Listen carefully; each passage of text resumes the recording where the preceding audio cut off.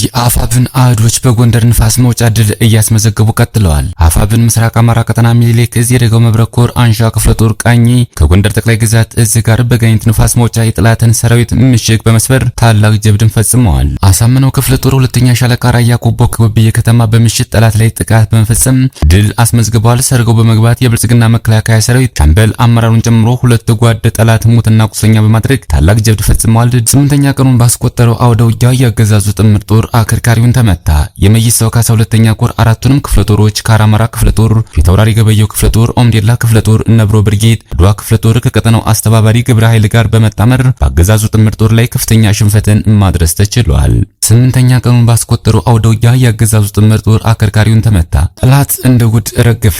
በርካቶች ሲማረኩ ከተሞች ነጻ ወጡ። በዘመቻ መንግስት ጥላሁን የሜጀር ጀነራል ውባንታ ባተኮር እጅግ አኩሪ ድል አስመዝግቧል። ከመጨረሻው ድረስ አብራችሁ ስትቆዩ እነዚህና ሌሎች ያልተሰሙ መረጃዎችን በዝርዝር እናስደምጣችኋለን። የአፋብን አህዶች በጎንደር ንፋስ መውጫ ድል እያስመዘገቡ ቀጥለዋል። አፋብን ምስራቅ አማራ ቀጠና ሚኒሊክ እዝ የደጋው መብረቅ ኮር አንሻ ክፍለ ጦር ቃኝ ከጎንደር ጠቅላይ ግዛት እዝ ጋር በጋይንት ንፋስ መውጫ የጠላትን ሰራዊት ምሽግ በመስበር ታላቅ ጀብድ ፈጽመዋል። የአንሻ ክፍለ ጦር ቃኝ የሆነችው ከመቄት ተወርዋሪ የብርሃኑ ጁላን ያረጋ ከበደን የግል ሰራዊት ከአህዶች ጋር ውጤታማ ኦፕሬሽን ስትፈጽም በዚህ ኦፕሬሽን አንድ ብሬን፣ አንድ ጅምስሪና 10 ክላሽ ተማርኳል። የካቲት 2 2018 ዓ.ም በጋይንት ንፋስ መውጫ በአፋብን አህዶች ጎንደር ጠቅላይ ግዛት እዝና ምስራቅ አማራ ቀጠና ሚኒሊክ እዝ የደጋው መብረቅ ኮር አንሻ ክፍለ ጦር ቀጠናዊ ትስስርን በአማራዊ አንድ መንፈስ በታላቅና አመርቂ ውጤት አመርቂ ኦፕሬሽን ሲፈጸም ተመሳሳይ ኦፕሬሽንም ቀጥሏል። አሳምነው ክፍለ ጦር ሁለተኛ ሻለቃ ራያ ቆቦ ጎብዬ ከተማ በምሽት ጠላት ላይ ጥቃት በመፈጸም ድል አስመዘገቡ። ሰርገው በመግባት የብልጽግናው መከላከያ ሰራዊት ሻምበል አመራሩን ጨምሮ ሁለት ጓድ ጠላት ሙትና ቁስለኛ በማድረግ ታላቅ ጀብድ ፈጽመው ድል አስመዝግበዋል። አሳምነው ክፍለ ጦር ሁለተኛ ሻለቃ የተወሰኑ አባሎች የካቲት 2 2018 ዓ.ም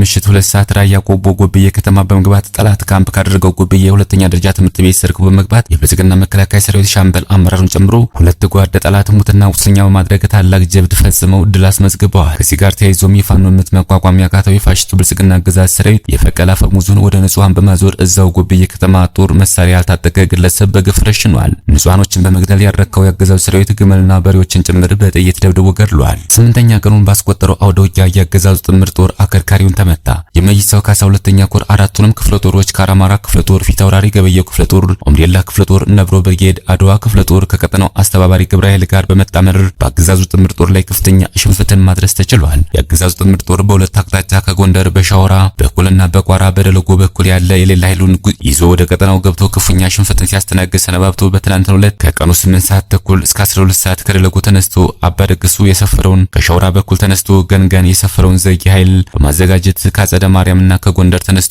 ወደ ቀጠናው የገባውን ያገዛዙ ጦር ቆርጦ ከበባ ውስጥ በማስገባት መውጫ መግቢያ በማሳጣት ባይበገሪዎቹ የመይሳው ካሳ ልጆችና በቀጠናው ከተመደቡ የተቋሙ አመራሮች ጋር የተሰራው ጀብድ ጠላትን አንገት ያስደፋና በቀጠናው ያቀደውን ተግባር መፈጸም እንዳይችል ተደርጎ ከፍተኛ ቁጥር ያለው ሙትና ቁስለኛውን እያስረከረከው ሁሉም በየመጣበት ጨለማን ተገን አድርጎ ከቀጠናው ሊወጣ ችሏል። በአውደ ውጊያው የተገኘ ድል ከፍተኛ ቁጥር ያለው የቁስ ኪሳራ ከማድረስ ባሻገር ያገዛዙ የሻለቃ ማዕረግ ያለው አመራር እስከ ወዲያኛው ተሸኝቷል። የሞተ ሻለቃን መሪን ጨምሮ ከ10 በላይ ሲሆን የቆሰለ ከ13 በላይ ሆኗል። ጠላት እንደ ጉድ ረገፈ። በርካቶች ሲማረኩ ከተሞች ነጻ ወጥተዋል። በዘመቻ መንግስት ጥላሁን የሜጀር ጀነራል ውባንታ ባተኮር እጅግ አኩሪ ድል አስመዘገበ። ትናንት በስማዳ የጀመረው የአኩሪ ድል ዛሬ በዘመቻ መንግስት ጥላሁን ስም በስቴድ መዳረሻ በኩል ድል ሲደገም በጀነራል ነጋ ተገኘ መዳረሻ ደራም ላይ እየተሰለሰ ይገኛል። እስቴ መካነ ኢየሱስ ከተማ ጉና ክፍለ ጦር፣ እስቴ ዴንሳ ብርጌድ፣ ገብረ መስቀል ብርጌድ፣ አንድ አቤት ብርጌድ፣ መቅደላ አምባ ብርጌድ፣ ገብረ መስቀል ብርጌድና ሜጀር ጀነራል ውባንታ ባተ ተወርዋሪ ክፍለ ጦር በማለት ነበር። ስማዳ ላይ በተደረገው ውጊያ በጠላቶችን ረፍርፎ በጀግነት የክብር መስዋዕትነት በተቀበለው አርበኛ መንግስት ጥላሁን ስም በልና በቁጭት ጠላትን ከህይወት መዝገብ ሲሰርዙ ውለዋል። ጠላት የመዋጋት ወኔ ክዶት በእሳተ ገሞራው የአማራ ፋኖ ሲንበረከክ ውሏል። በዚህ ውጊያ ብዛት ያለው ምርኮ ሲገኝ ከምርኮቹ መካከልም 5 ብሬን፣ 2 ስናይፐር፣ 2 ዲሽቃ፣ 1 ፓትሮል ሙሉ ክላሽ፣ 1 ፓትሮል ሙሉ የክላሽና ብሬን ተተኳሽ፣ 3 ሲኖትራክ ምርኮኛ ታጣቂ ብዛት ያለው ታጣቂ የተደመሰሰ ሲሆን 87 የፖለቲካ እስረኞች ከግዞት ነጻ የሆኑበት፣ መካነ ኢየሱስ ከተማ ከአገዛዙ ነጻ የሆነበት፣ ብሬንሳ ተራራ ጠላት ሲረግፍ ምርኮ ሲማረክ የዋለበት ዕለት ሆኗል። አና ግላውዲዮስ ክፍለ ጦር በደራ ምድር ካባ ስሜ ዳሙሲት ጓዙን ጠቅልሎ እየፈለጠተው የአገዛዝ አራዊት ሰራዊት ከቀኑ 11 ሰዓት ጀምሮ ግብጻዊት ማርያምና ገነት ወንዝ ላይ የጣና ግላውዲዮስ ክፍለ ጦር ሐዋዝ የሆነችው ጣና ብርጌድ ከፊት ዘግታ ስትመታው ከኋላ ደግሞ አፈር ውሃ እናት ብርጌድና አንበሶ ብርጌድ በብርሃን ፍጥነት ደርሰው ጠላትን አይቀጡ ቅጣት እየሰጡት ይገኛል። የአብይ አህመድ ወንበርማ ጠባቂ ቡድን በዘረው ባንቶቹ በሁሉም የኮር መዳረሻ በተጠና እቅድ ሲገረፍ እስከ ምሽቱ 1 ሰዓት ውጊያው የቀጠለ ሲሆን የአማራ ፋኖ የበላይነቱን ወስዷል። በስማዳ ወገዳ ከተማ 24 ሰዓት የፈጀ ውጊያ ቀንና ሌሊት ሲከወን ያገዛዙ ኮንክሪት ምሽግ ተሰብረው የጠላት መቀበሪያ ሆነዋል። 265 ተደምስሰዋል፣ 22 ተማርከዋል። ቁጥሩ ያልታወቀ በእኑ ይጠፋል። ከአማራ ሰማይ ስር ዘራፍ ያለው ማን ነው? ያው ባንታባት ያሳምነው ልጅ ነው። ህልውናችን በተባበረ ክንዳችን ሲል መረጃውን ያደረሰን አርበኛ ዮሐንስ ንጉሱ ሙጬ ነው። አገዛዙ ሲቪሊያንን በመጨፍጨፍ ላይ ይገኛል። አፋብን ሚኒሊክ እዝ ልጅ ኢያሱ ኮር የጎፋ ክፍለ ጦር በሚንቀሳቀስበት ደቡብ ወሎ ወራይሉ ወረዳ ቁልምቢና አካባቢዋ ከ30 በላይ መኪና ጨፍጫፊና ወራሪ ራሱን የሀገር መከላከያ ብሎ የሚጠራው ሀገር አፍራሽ የግለሰብ ዙፋን አስጠባቂ ቡድን ሌሊቱን ወገን ላይ ከበባ ለማድረግ ቢሞክርም ቀድሞ መረጃ የነበራቸው የጎፎቹ ደፈጣ በመያዝና ስበው ወደ ገዥ ቦታ በማስገባት በተለይ ክፍለ ጦሩ ሞርተር ምድብተኞች ጠላትን ታርጌት ያደረገ ምት የፈጸመ ሲሆን የጠላት አንድ ዙ 23 አንድ ሞርተር ከጥቅም ውጭ ሆኖ አስጨማሪም የስራቱ በርካታ ገረድ ሰራዊት ሙትና ቁስለኛ ሆኖበታል። በደረሰበት ምት የተበሳጨው ስራቱ 122 ቢኤም መድፍ ጉፍቱ ላይ በመጥመድ 6 ንጹሃንን ገድሏል። የበርካታ ገበሬዎችን ቤት ሆን ብሎ በእሳት አቃጥሏል። በከባድ መሳሪያም በርካታ ቤትና ንብረት አውድሟል።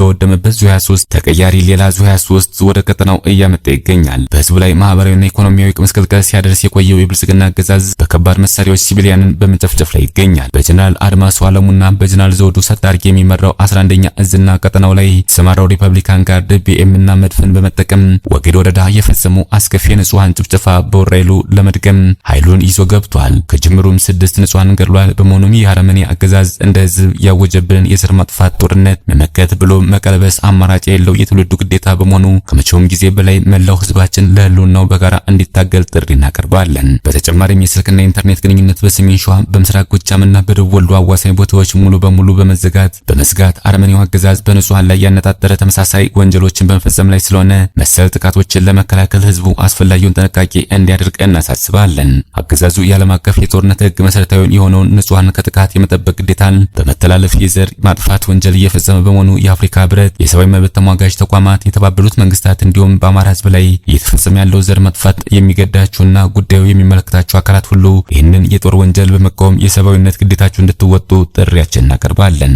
አፋብን ሚኒሊክ እዝ ልጅ ኢያሱ ኮር የጎፋ ክፍለ ጦር ህዝብ ግንኙነት መምሪያ ከትናንት የቀጠለው የጣና ገላውዲዮስ ክፍለ ጦር የድል ጉዞ የካቲት 2018 ከአምባሳሜ ከተማ ሲወጣ ተቆርጦ የተደባየው የጠላት ኃይል ሐሙሲት ከተማ ካለው ጠላት ከተቀላቀለ በኋላ የካቲት 3/06/2018 ዓ.ም ከሐሙሲት ከተማ 2 ኪሎ ሜትር ወጣ ብሎ ቡራይት ወይም ንፋስ ስልክ ከተማ ላይ ምሽግ ሲቆፍር የዋለው የጠላት ኃይል ክንዱ የማይዝለው የገብርዬ የቀኝ እጅ የሆነው ጣና ገላውዲዮስ ክፍለ ጦር ከቀኑ 11 ሰዓት እስከ ምሽት 12 ሰዓት በመጨረሻ አስጨራሽ ውጊያ ምሽጉ ሲሰበር ጠላት እንደ ትናንቱ አስከሬኑና ፓትሮሎቹን እያንጠባጠበ ወደ ሐሙሲት ከተማ ቢገባም ፋኖ እንዳራስ ነብር እየተከተለ ብርቱ ክንዱን ሳያሳርፍበት አምሽቷል። በወደ ውጊያው የተገኘ ምርኮ 1 ዲሽቃ፣ 115 ክላሽ፣ የዲሽቃ ተተኳሽ፣ 1 አይሱስ መኪና፣ 1 ፓትሮል፣ 1 አይሱስ ኦባማ፣ 8 ምርኮኛ አድማ ብተና ሙትና ቁስለኛ ያልተለየ ሲሆን ጠላት ከባድ ኪሳራ ስለደረሰበት ወደ ባህር ዳር ጓዙን ጠቅልሎ ሄዷል። ክቡራትና ክቡራን የቻናላችን ቤተሰቦች ለሰዓቱ ያዘጋጀናቸው መረጃዎች እነዚህ መስሎ ነበር። በሌላ የመረጃ ሰዓታችን እስክንገናኝ ድረስ የዩቲዩብ ቻናላችን ሰብስክራይብ፣ ሼር እንደዚሁም ላይክ ያርጋችሁ ጠብቁን። ቸር ያገናኘን።